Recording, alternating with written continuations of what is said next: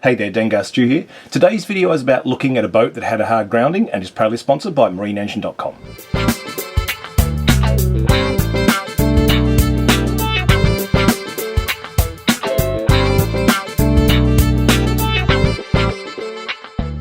Although the hull itself got damaged in this accident, the main thing we look at in this video is the outboard, and specifically the outboard engine mounts. I've brought Renko a little bit upstream to anchor off Rob's oyster yard where the boat is. This boat had a bit of a hard grounding. There's quite a few rocks in the river, so you get on a bad tide. The water's quite murky, so you don't see them, and unfortunately it got a bit of damage to the hull and to the outboard. Rob's brother's looking at the hull, but we're going to be looking at the outboard. All right, let's jump in Red Dwarf 2 now and head to shore and check it out. Yeah, it's a bit of a hole, eh?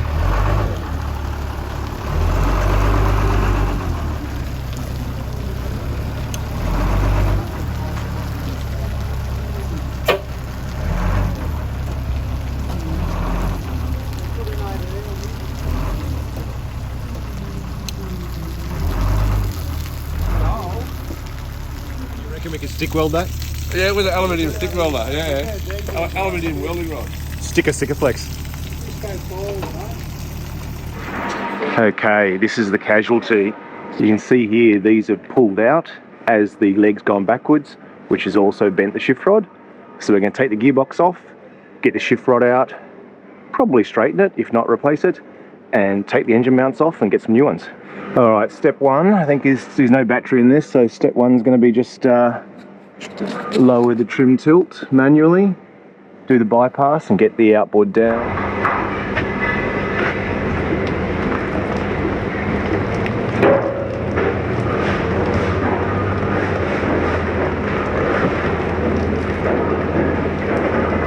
That makes things a little bit easier to reach. So you can see the outboard's hit here.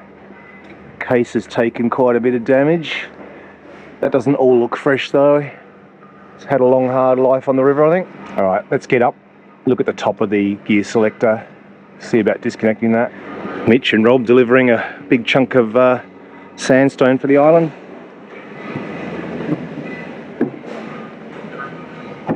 Looks like gear selectors popped out during the accident too. So that sort of doesn't surprise me, given the forward controls would have stayed in whatever gear, forward gear obviously, and then the shift linkage got bent down to the gearbox. Suddenly it's all not matching up. I'm not familiar with these Mercuries, mostly Yamahas and Hondas, but we'll figure it out. What I find really helpful in these situations where you're not that familiar with an outboard is just jump on a site like marineengine.com and look at their parts diagrams, figure out how things are supposed to go together. What's come off, what's broken, what's not.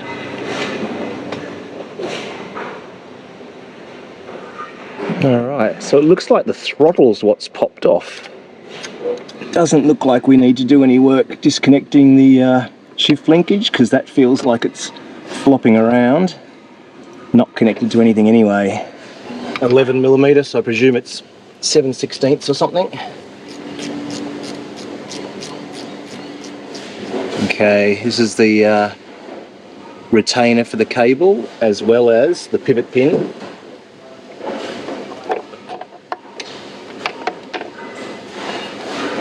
Oh yes, she broke. Aluminium casting's broken, which is not surprising. Okay, let's put this back together so I don't lose any of the bits. Okay, next big question is what remains of the bracket below and what's the best way to get access to it. Maybe best to take this whole sort of ECU, VST, all this whole section off the crankcase might give us access. I'll turn the motor first, we'll have a look at the other side. Okay, that's the end of that plan. Outboard doesn't turn either. It's got nice high drive hydraulic steering on it, but I think the damage has meant it can no longer rotate on that deformed pivot tube. Yes, clear as mud.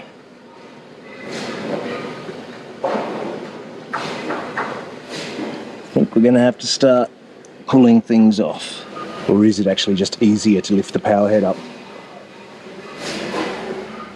Maybe less work. All right, race against the clock. We need to get Renko out before low tide.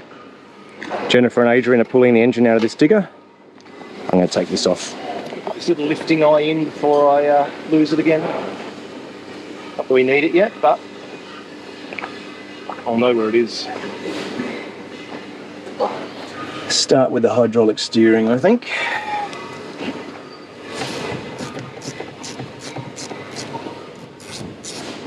Convenient parts tray right here.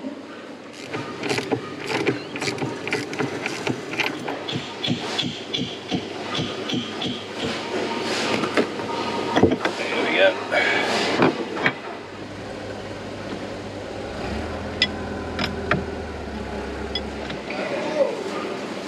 Let's get all our cables and hoses out now.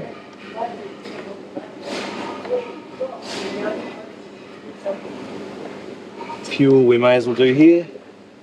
Why not?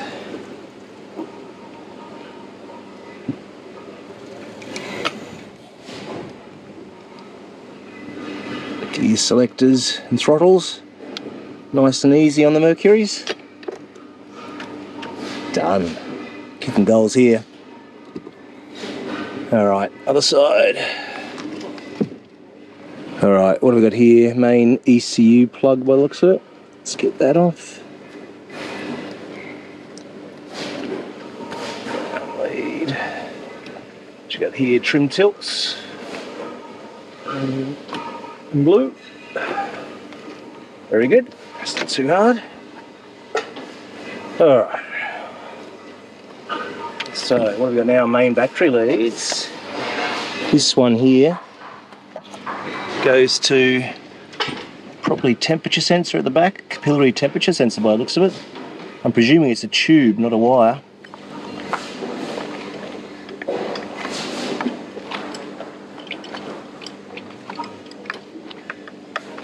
Jack said. This is Adrian and Mitch's boxing lesson. Jack, watch out! Alright, let's get these covers off and get these engine mounts. I actually think I'll get them out. I want to see whether the outboard drops back down with the engine mounts out to try and get some sense of whether we've got damage to the top engine mounts. I think it needs confirming, but if it doesn't, then we know they're definitely, you know, the bolts are bent or something. Couple of screws for the cover. Probably a couple of half-inch bolts here, I think, but I'm going to use a 13mm. Close enough.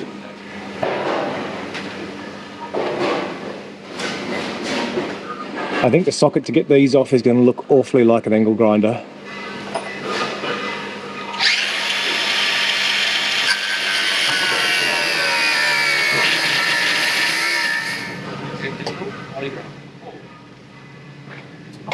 Cover housing. And this is our engine mount. Not supposed to be two parts. Alright, let's see if we can punch this through now, the nuts off the end. Try put a spanner here and see if we can wind it, break the corrosion. That's good.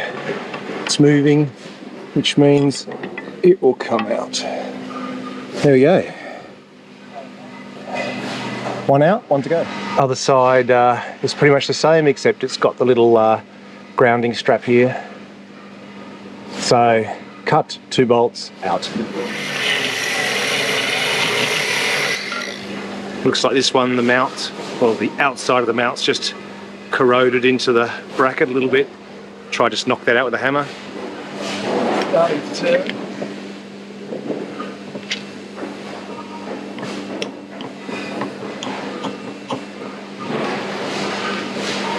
This one's not playing ball.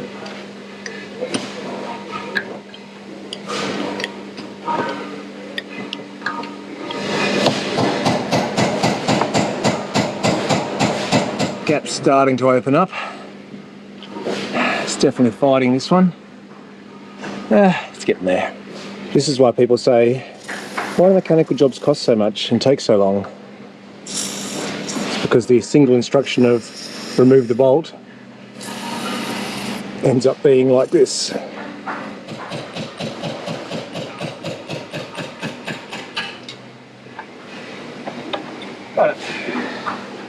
Okay, I'm going to check price and availability on those engine mounts, but we'll get the gearbox off in the meantime so we can see what's going on with this shift selector. So 2 and 1, 2 and 1, 6 bolts all up.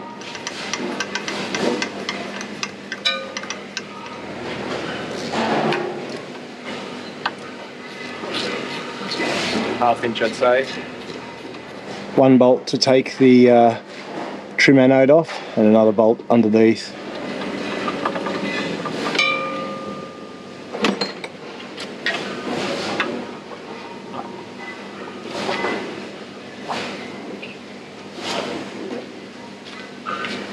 Alright, looks like the bend in the rod has shortened it, but it's also broken the female spline here.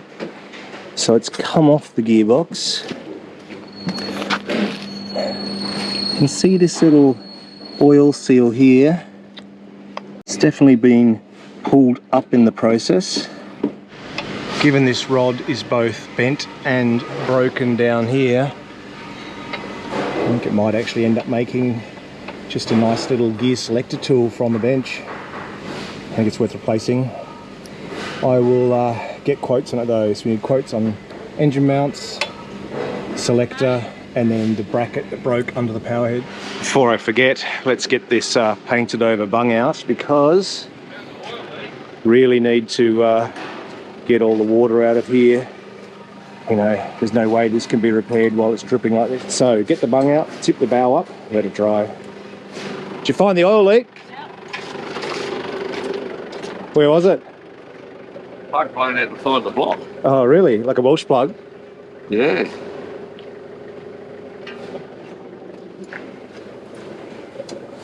Oh wow. So I'd say, but C stopped 3 times. Just put it, So it needs a rebuild anyway. it locked it up 3 times there. Looks like a dipstick hole or something almost. Yeah, well, see, that's the exact same spot on the other side. Is the Yeah, dipstick so you hole. blank one off and... Yeah, if the engine's in one way or Is it threaded? no. So it's a rubber grommet blown out. Yeah, wow. Oh well. It's a shame, such a simple fix, apart from the fact that it's been run dry. Run dry, yeah. Let's get a little chisel, I think. Get some of this anti-foul and Sikaflex off first.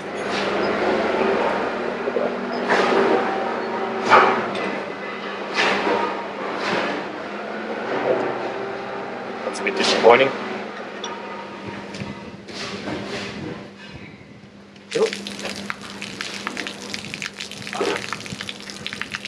Got more of that level. That's leaning forward.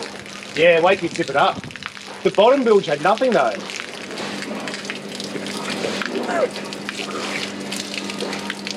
Fresh. See water.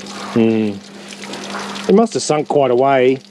Oh, actually, hang on. Why is there no water here when the hull's been holed? There must be bulkheads along the way. Maybe, yeah. So that front's probably full of water that can't get to here.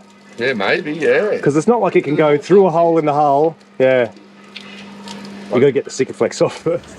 All right, final step now is to lift this motor off. Walking to yourself, Stuart. You look like a lunatic. I am a lunatic. Thank you. I think How do you make that go on there? Oh, look. Magic, all right.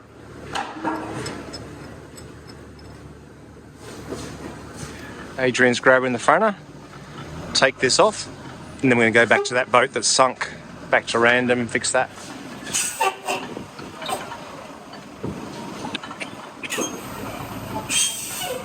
It's quite a nice boat out there. I like that one.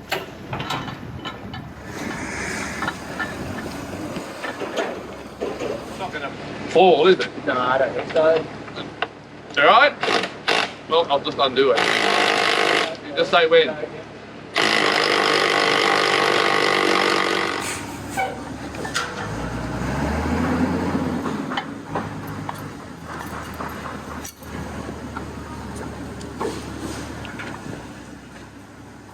All right, and get the bolts out. All right, go for it.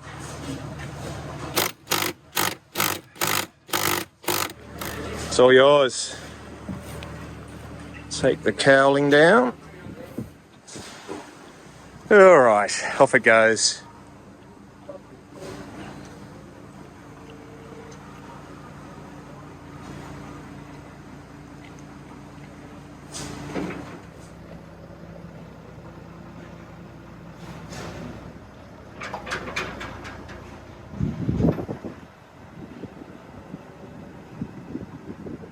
As you can see, there's a fair bit to fix on the leg of this outboard, but I can't see any reason why the engine itself wouldn't still run nicely. The boat took a lot of water, but the engine never went under or anything like that. Sadly, the owner doesn't have the money to fix this boat up and doesn't have the DIY skills either. So he's going to be putting this boat on the market, around about $4,000, I think. So if you're looking for a project and you've got a bit of DIY fiberglassing skills, bit of outboard skills, could be a good project for the summer. I costed up all the parts to fix the outboard, and as far as I can see, unless something else comes up, it's around about $1,000 for the new lower and upper engine mounts, a new gasket front of the power head, and a new shift linkage. I'll give you a close look at the old engine mounts while I'm in the workshop. You can see here, this one, the rubber's pulled right out of this aluminium tube. These are the bolts I cut off, so these need to be replaced entirely, but they weren't, you know, crazy expensive, which is great. Still need to get this out of the housing, then we can put the new one in, but it's kind of ready to go now. Alright, well thanks for watching, and I'll catch you in a week or so when we start looking at this outboard that's got a blown head gasket. See ya.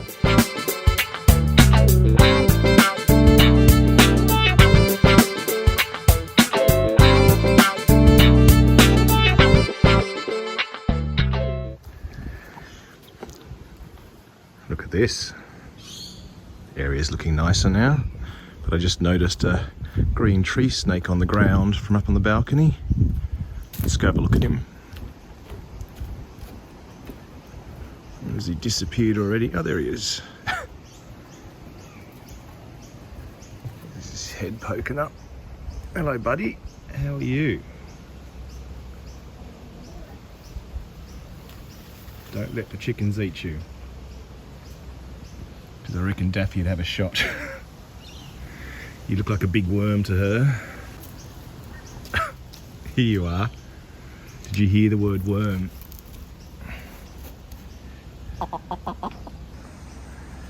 Two seconds after stopping, he's still in there. Oh, here comes Daisy. All anticipating food. Don't eat the big worm, the big green worm. Alright, I'll get you some seed.